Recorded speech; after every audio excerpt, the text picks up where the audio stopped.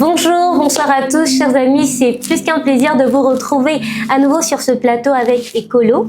Eh bien, comme vous le savez, depuis un certain temps, nous avons une série d'enseignements autour d'un thème en particulier et ce soir encore, nous revenons ensemble sur des points plutôt importants. Alors, je ne suis pas seule, je suis accompagnée du frère Jordi Gloire Chamou, responsable de la plateforme Écolo. Bonsoir frère Jordi. Bonsoir sœur Saïra. Je vous le dis tout le temps, c'est un plaisir pour moi de vous recevoir ici. Le plaisir il est partagé. Bon, les portes restent ouvertes jusqu'à ce que je décide de les fermer. Amen. En tout cas, c'est un plaisir de vous avoir ici encore. Amen. Alors, depuis un moment, nous sommes ensemble déjà pour une série d'enseignements. Est-ce que vous pouvez nous rappeler le thème justement de cette série d'enseignements? Alors nous parlons, comme vous l'avez dit tout à l'heure, des sacerdoces et ensuite nous avons évoqué le point sur le sacerdoce lévitique où nous avons justement vu les différentes parties du tabernacle. Avant ça, il me semble que nous avons parlé des Lévites, donc des familles des Lévites sur notre tout premier point. Les Lévites, ensuite nous avons commencé à étudier les parvis, le lieu saint et le lieu très saint avec tous les éléments qui composaient chaque chambre, je dirais comme ça. Alors, en revenant déjà sur le point des Lévites, frère Jordi, j'aimerais bien comprendre pourquoi revenir sur les Lévites alors que nous ne sommes plus sous une alliance justement qui fait forcément intervenir les fils de Lévi.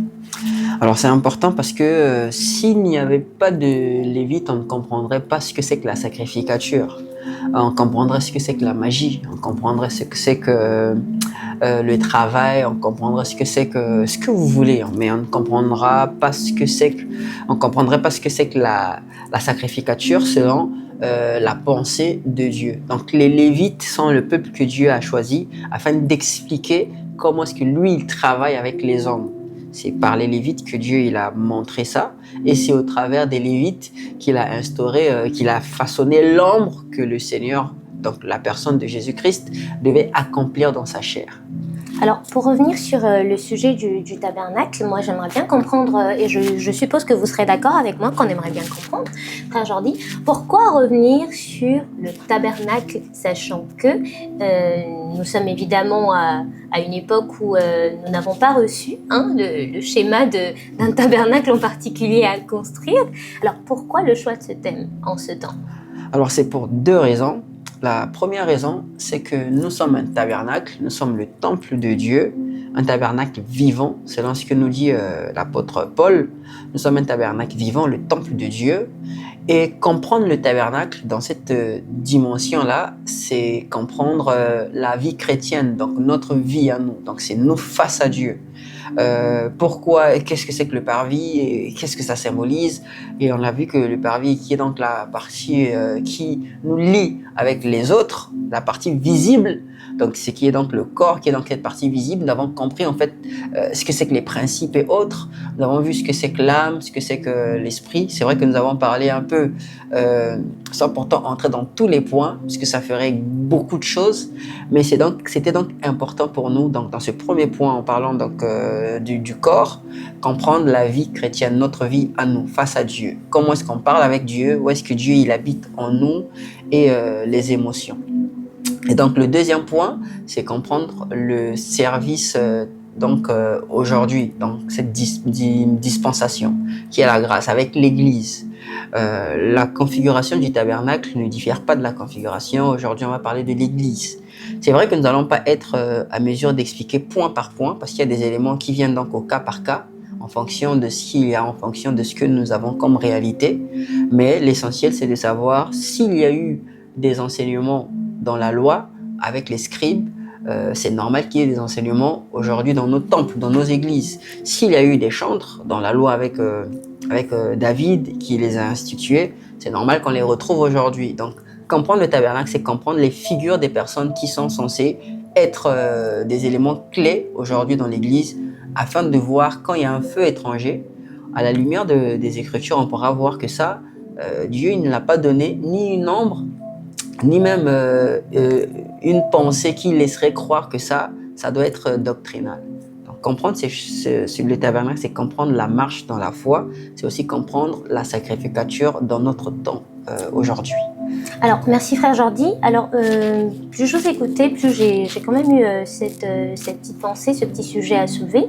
Alors, nous sommes quand même dans cette ère où d'aucuns pensent que l'Ancien Testament étant déjà l'Ancien, eh bien, servirait simplement peut-être à revoir l'historicité de la Bible ou encore comment le Seigneur a été, comment l'Éternel a marché avec les hommes autrefois. Mais qui pense par la suite que le focus devrait se faire beaucoup plus sur le Nouveau Testament et donc négliger l'Ancien. Mais par contre, en suivant cet enseignement sur le tabernacle, par exemple, on voit bien qu'il y a une sorte d'ombre dans ce passé qui se répercute finalement dans cette alliance-ci. Alors, j'aimerais comprendre, est-ce qu'il faudrait donc que l'on trouve un équilibre ou est-ce qu'il faudrait qu'on reste peut-être sur cet avis que c'est ancien, que ce sont des choses anciennes qui sont passées et qu'il faudrait qu'on se concentre sur des nouvelles? Je dirais, pour vous répondre, que la parole de Dieu, elle ne change pas. Tout passera, mais sa parole ne passera pas. L'Ancien Testament ou le Nouveau Testament, ça reste la parole de Dieu. La parole de Dieu ne devient pas ancienne, ne vieillit pas. La promesse qu'il a dit, quand nous lisons, je prends un exemple, Josué chapitre 1, le verset 8, que ce livre de la loi ne s'éloigne point de ta bouche. Est-ce qu'on ne peut pas l'appliquer aujourd'hui, Sœur Saïra? Oui, bien sûr que Je si. pense que si on dit que c'est ancien, on ne doit plus dire que c'est plus nécessaire de méditer jour et nuit. Parce que la méditation, c'est par rapport à ce que Josué nous a dit. Et lorsque nous parlons de la foi, dans Hébreux, on nous dit que c'est par la foi qu'il en fait des grandes choses, que c'est par la foi que Moïse, c'est par la foi qu'Abraham a eu ceci ou cela, mais c'est en s'appuyant de ce qu'ils ont eu à faire que cela nous donne la foi. S'il n'y avait pas l'Ancien Testament, on ne saurait pas que Dieu, il est tout puissant. On ne saurait pas que voilà, il a accompli des miracles. Je pense que l'Ancien Testament, c'est en fonction de la promesse et en fonction de la dispensation, donc de la manière dont Dieu agissait. Mais ce qu'il a dit reste éternel. Et négliger, dire que l'Ancien Testament ne nous concerne pas, c'est dire que le Seigneur, la mission du Christ ne nous concerne pas. Parce que Christ, il est mort déjà depuis l'Ancien Testament. C'est pour ça qu'il est venu en disant, quand il est arrivé sur terre, afin que s'accomplisse ce qui a été dit de moi. Tout ce qu'il faisait, c'était en fonction de ce qui a été dit de lui. Mais si je lis juste ce qu'il a fait, comment je saurais ce qui avait été dit de lui? C'est important donc de pouvoir faire un regard sur l'Ancien Testament. Alors finalement, est-ce que le tabernacle révèle en soi simplement l'homme, sachant que la parole dit d'ailleurs que notre corps est le temple du Saint-Esprit, ou est-ce que le tabernacle révèle en soi la personne de Christ Jésus? Alors les deux, on a vu avec les enseignements que le tabernacle révélait d'abord le Christ. Tout ce qui est dit dans l'Ancien Testament et même dans l'Ancienne Alliance révèle d'abord Christ. Tout ce qui est dit, même une pierre, même un âne, peu importe, même Goliath, une épée, ce que vous voulez, une fourmi, ce que vous voulez, ça révèle Christ. Un lion, des abeilles, du miel, ce que vous voulez, ça représente Christ. D'abord.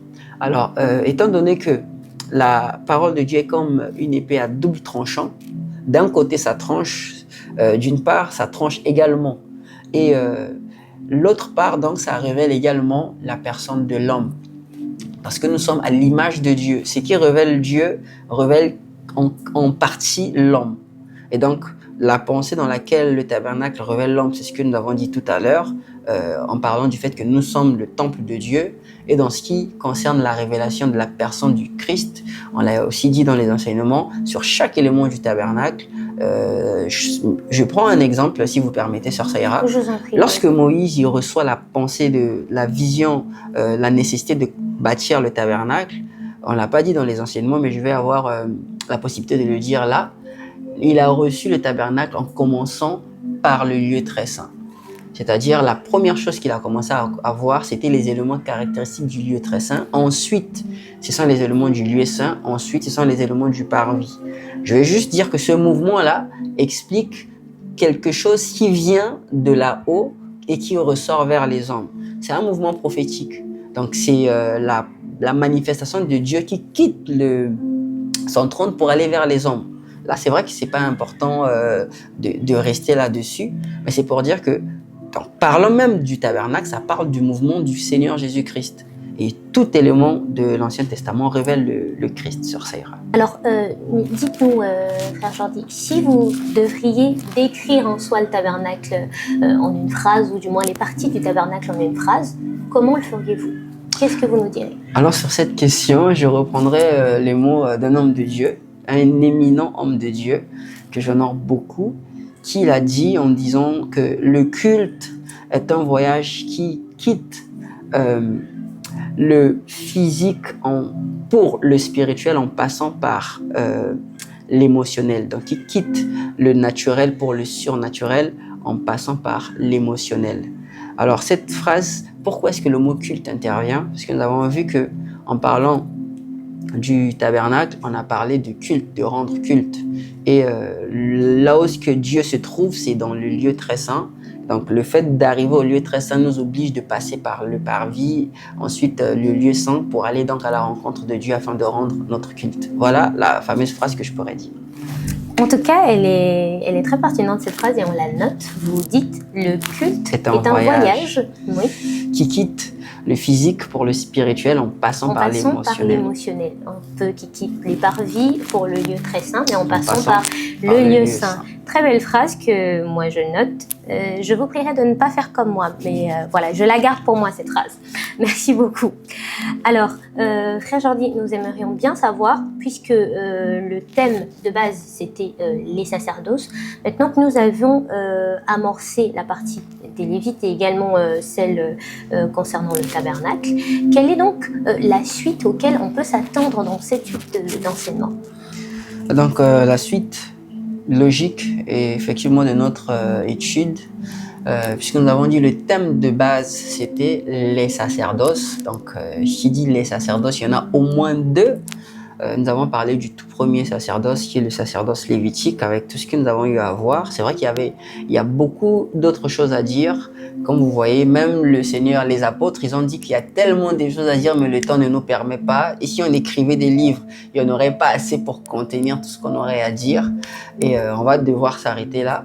Et pour la suite, nous allons donc amorcer le deuxième sacerdoce qui sera un point que nous allons évoquer, nous allons parler, mais avec beaucoup plus de ferveur encore. Donc ça sera le deuxième sacerdoce et je laisserai à chacun de découvrir ce que nous allons voir ensemble.